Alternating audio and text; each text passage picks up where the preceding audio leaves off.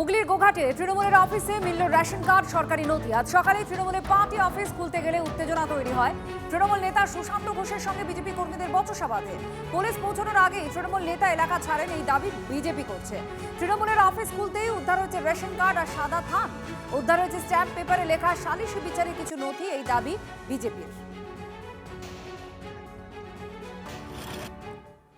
আমি 21শে জুলাই যাওয়ার কারণে ওরা আজকে পার্টি অফিসে কিছু একটা সাদা থান কাপড়, কিছু হচ্ছে সিঁদুর, আর হচ্ছে কিছু হয়তো পঞ্চায়েতে কিছু রেশন কার্ড, মানে রেশন কার্ড যেগুলো বাতিল রেশন কার্ড, সেই রেশন কার্ডগুলো দেখাচ্ছে নাকি পার্টি অফিস থেকে বেরিয়েছে।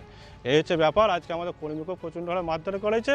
কী কারণ? আমরা 21শে জেলায় ওই সমাবেশে যার কারণ বিজেপির যে মণ্ডল নাকি বুথ সভাপতি আছে, সৌমেন ঘোষ থেকে দীপ বাগ থেকে চণ্ডীচরণ মালিক আর হচ্ছে অপূর্ব ঘোষ, অভিযোগ বলতে আমার যে কর্মীকে মারধর করা হয়েছে তার হাত পা ফাটিয়ে দেওয়া হয়েছে। তৃণমূলের হারমাত ছিল অঞ্চল সভাপতি সুশান্ত ঘোষ, তার আর একজন ডানার ছিল রাজেশ চৌধুরী। সে এইখানে পার্টি অফিসের ভেতরে থান কাপড়, আচ্ছা যারা বিজেপি করে তাদের রেশন কার্ড, ঠিক আছে, এরকম নানা রকম লাঠি সোঁটা ইত্যাদি সব ছিল। সেখান থেকে সব বের করা হয়েছে। বের করার পর ওদের এক কর্মী এসে আলমারিটা ভাঙতে দেয়নি, তার সঙ্গে ঠেলাঠেলি হয়েছে একটুখানি। তিনি খুব মেজাজ দিচ্ছিলেন এবং ওনার স্ত্রী এসছেন, স্ত্রী এসে নানা রকম বক্তব্য দিচ্ছেন। তিনি এমন পরিস্থিতি করে এলাকায় করেছেন যে সন্ত্রাসবাদী বা একটা গুন্ডা বলে পরিচিত। সে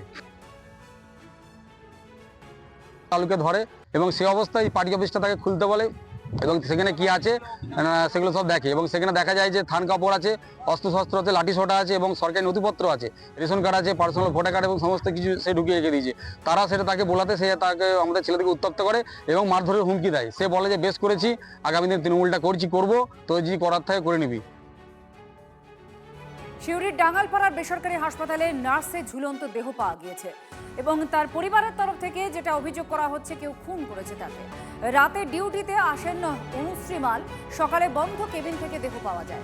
খুনের অভিযোগ তুলে সরব হয়েছে তার পরিজনরা। নার্সের বাড়ির লোক হাসপাতালের কর্মীদের মারধর করে বলে আবার পাল্টা অভিযোগ এসেছে। ঘটনাস্থলে সিউড়ি থানার পুলিশ যায়।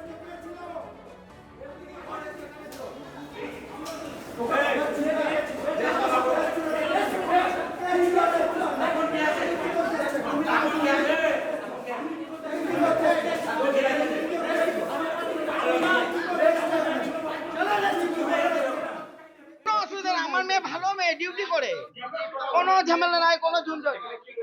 এইখানে নার্সিং এ কাজ করতো, কার্ডিওলজিস্টে, ঠিক আছে। কোনো সন্দেহ কি? যে ডিউটিতে ডেকেছে তাকে ধরতে হবে। আমাদের বাড়িতে কোনো রকম সন্দেহ নাই। আমার তো মেয়ে ছোট ডিউটিতে আছে, কোনো প্রবলেম নাই। আপনি তদন্ত করে দেখতে